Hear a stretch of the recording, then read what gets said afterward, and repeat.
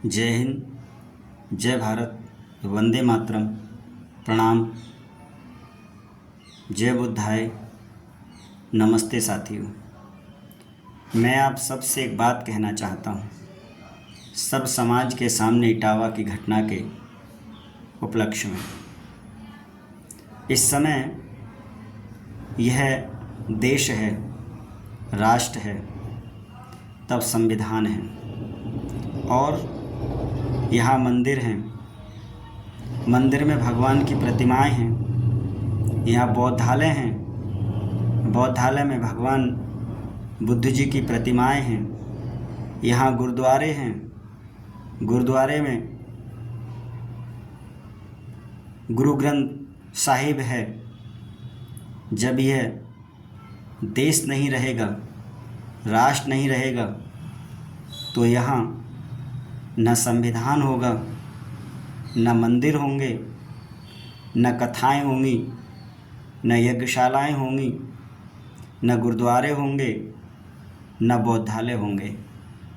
मुल्क बनने पर इस देश में मस्जिदें होंगी और मस्जिदों में प्रतिमाएं नहीं बल्कि खुदा रहता है और वहाँ संविधान नहीं, शरिया चलती है, कुरान का आदेश चलता है। इसलिए मैं आप सबसे निवेदन करूँगा कि हर जाति में अच्छे बुरे लोग होते हैं। इटावा में जो घटना हुई उस घटना का मैं विरोध करता हूँ, परंतु एक दो व्यक्तियों की गलती से या 10-5 लोगों की गलती से आप सर्व समाज के बीच में अराजकता का माहौल नहीं बना सकते, समाज को अराजकता में नहीं ले जा सकते। अर्थात जिन लोगों ने ये कुकृत्य किया उनको कड़ी से कड़ी सज़ा मिले, संविधान के अंतर्गत, कानून के अंतर्गत उन्हें दंड मिले। परंतु 2-4, 10-5 व्यक्तियों की गलती के कारण आप समाज को एक गलत दिशा में या अराजकता की ओर मत ले जाइए। मैं आप सबसे निवेदन कर रहा हूँ कि जो बाहरी ताकतें हैं इस देश को, भारत को पुनः तोड़ना चाहती हैं, गुलाम बनाना चाहती हैं। हमेशा याद रखिए कि व्यक्ति कर्म से ही महान बनता है, जन्म से महान नहीं बनता। हमारे धार्मिक ग्रंथ भी इसी बात को कह रहे हैं। मनुस्मृति कर्म से मनुष्य को महान बता रही है, जन्म से महान नहीं बता रही। कर्म के आधार पर ब्राह्मण, क्षत्रिय, वैश्य और शूद्र की व्यवस्था दी है। वेदों में ऐसी व्यवस्था आई है, धार्मिक ग्रंथों में ऐसी व्यवस्था आई है और संविधान ने हम सबको यह अधिकार दिया है।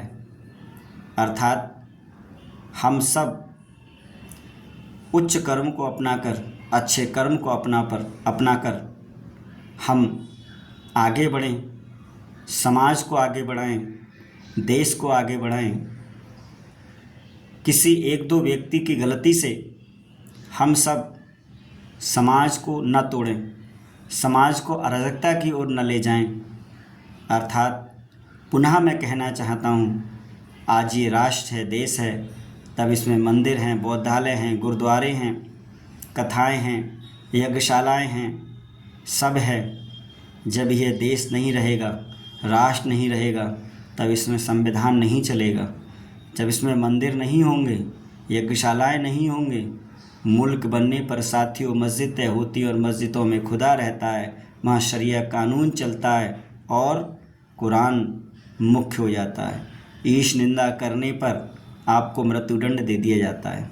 इसलिए मैं आप सबसे निवेदन करूँगा कि जो समाज को कमज़ोर कर रहे हैं, देश को कमज़ोर कर रहे हैं, समाज के द्वारा उन सब का बहिष्कार हो और जो गलत करते हैं, इटावा की घटना में जो सामने आया, ऐसे लोगों को दंड मिले और आप सब से निवेदन करूँगा, आर्ष ग्रंथ महर्षि ऋषि दयानंद के द्वारा जो मनुस्मृति शुद्ध जिसका भाष्य किया गया है, वेदों का भाष्य किया गया है, आप सब उनको पढ़ें तो आप जानेंगे कि वहाँ पर जन्म आधारित व्यवस्था नहीं बल्कि कर्म आधारित व्यवस्था है। कर्म से ही मनुष्यमान बनता है और कर्म से ही मनुष्य महान बनता है। अर्थात एक शूद्र भी ब्राह्मण बन सकता है, एक ब्राह्मण भी शूद्र बन सकता है, एक शूद्र के घर में जन्म लेकर बच्चा ब्राह्मण बन सकता है और एक ब्राह्मण के घर में जन्म लेकर बच्चा शूद्र बन सकता है। इसलिए हमारे प्राचीन व्यवस्था, धार्मिक व्यवस्था, वो है गुणों के आधार पर रही। 10 गुणों को अपना करके हम धार्मिक बने, आध्यात्मिक बने, सामाजिक बने, मानवीय बने। तब इस बात को हम अच्छी तरह से सोचें कि यदि समाज टूट गया तब हम सब कमज़ोर हो जाएंगे। बुरे लोगों का विरोध होना चाहिए, पर पूरे समाज को दोष नहीं देना चाहिए। आज भी प्रत्येक जाति में बहुत अच्छे लोग हैं, बहुत बुरे लोग भी हैं। यदि वह लोग अपनी जातियों में ही अपने बुरे लोगों का विरोध करें तो समाज कितना अच्छा बन जाएगा। इसलिए मैं आप सबसे निवेदन करूंगा, जो इस देश को कमज़ोर करना चाहते हैं, जो इस राष्ट्र को तोड़ना चाहते हैं, जो समाज को तोड़कर अपना उल्लू सीधा करना चाहते हैं, अपनी राजनीतिक रोटियां सेकना चाहते हैं, उन सब का हम समाज के द्वारा विरोध हो। समाज है तो आप हैं, समाज है तो हम हैं, राष्ट्र है, देश है, संविधान है, तब हम सब प्रेम से इस देश में रह सकते हैं। आप सबसे मेरा यही निवेदन है। मैं पुनः इटावा की घटना का विरोध करता हूं और जिन्होंने ये अपराध किया, जिन्होंने ये गलती की, उनको संविधान के अंतर्गत दंड मिले, कानून के अंतर्गत उन्हें सज़ा मिले, परंतु पूरे समाज को आप अराजकता की ओर मत ले जाइए। मेरा आप सबसे ये निवेदन है। हमारे धार्मिक ग्रंथ कर्म आधारित व्यवस्था को मानते हैं, जन्म आधारित व्यवस्था को नहीं मानते। चाहे वो मनुस्मृति है, चाहे वो वेद हैं, चाहे वो उपनिषद हैं, चाहे वो दर्शन हैं, स्मृतियाँ हैं, आप जिन भी ग्रंथों को देखेंगे, हाँ, इस समाज को तोड़ने के लिए अर्थ का अनर्थ जरूर कर दिया गया है। उन लोगों ने अपने लिए कुछ सुविधाएं इस तरह की ग्रंथों में लिख ली जिससे समाज कमज़ोर हो रहा है। हिंदू समाज अर्थात आर्यत्व समाज, जो व्यवस्था हमारी प्राचीन हुआ करती थी, उस सब को हम जानें समझें। और वेद पढ़ने का अधिकार सबको है, मनुस्मृति पढ़ने का अधिकार सबको है, मंदिर में जाने का अधिकार सबको है, सभी को कथाएं करने का, पांडित्य कार्य करने का अधिकार है।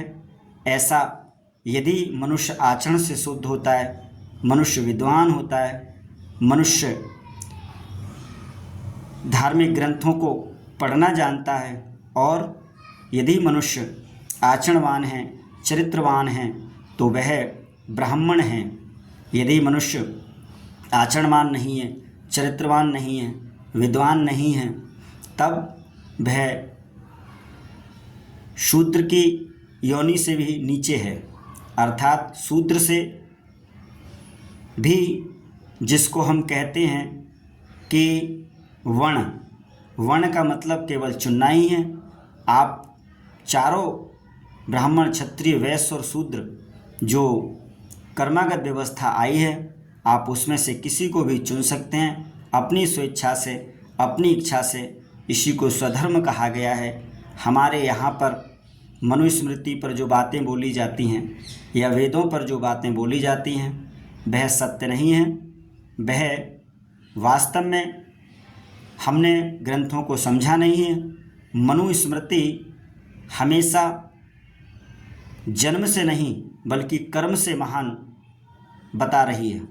कर्म के द्वारा ही ब्राह्मण बता रही है, कर्म के द्वारा ही क्षत्रिय बता रही है और कर्म के द्वारा ही वैश्य बता रही है, कर्म के द्वारा ही शूद्र बता रही है।